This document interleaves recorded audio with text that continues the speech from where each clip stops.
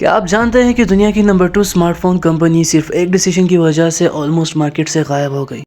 Huawei is something that's very dangerous. We cannot allow any other country to outcompete the United States in this powerful industry of the future. We're not just going to deny a single company in China access to our semiconductor technology, we're going to deny the whole country.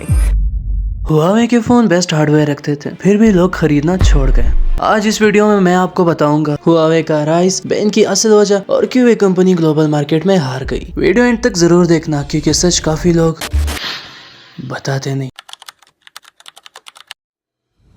Huawei की शुरुआत 1987 में हुई। Founder थे rain जेनफे, जो पहले Chinese army के engineer रह चुके थे। हुआवे शुरुआत में मोबाइल कंपनी नहीं थी। ये company telecom towers, network switches and internet infrastructure बनाती थी। धीरे धीरे हुआवे ने स्मार्टफोन्स बनाना शुरू किए और फिर जो हुआ 2018 तक हुआवे दुनिया की नंबर 2 स्मार्टफोन कंपनी बन चुकी थी। Huawei Technologies overtook Apple to become the world's number 2 smartphone maker in Samsung के बाद और एप्पल से भी ज्यादा फोन सेल हो रहे थे। हुआवे के फोन्स की बात की जाए तो best camera, strong battery, premium design और कम्पिटिटिव प्राइस, सब कुछ परफेक्ट लग रहा था। हुआवे कंपनी 5G टेक्नोलॉजी में वर्ल्ड लीडर बन रही थी। पेटेंट्स के मामले में हुआवे भी टॉप पर थी और यहीं से प्रॉब्लम शुरू होती है।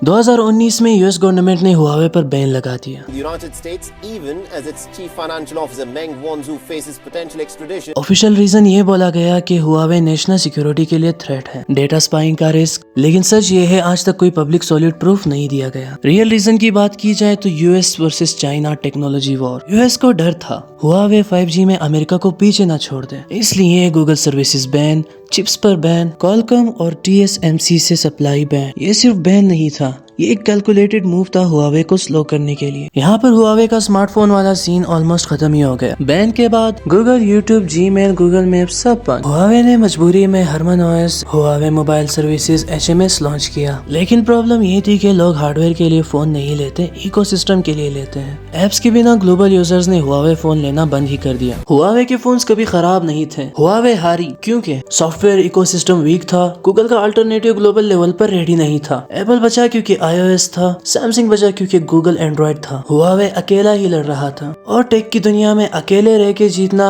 मुश्किल होता है। आज हुआवे चाइना में स्ट्रॉन्ग है, लेकिन ग्लोबल स्मार्टफोन मार्केट में ऑलमोस्ट आउट। आपको क्या लगता है, हुआवे के साथ जस्टिस हुआ है या सिर्फ बिजनेस था? कमेंट में अपना ओपिनियन जरूर लिखें। वीडियो पसंद आई तो लाइक करो और ऐसे ही रियल टेक स्टोरीज के लिए चैनल को सब्सक्राइब करना मत भूलना।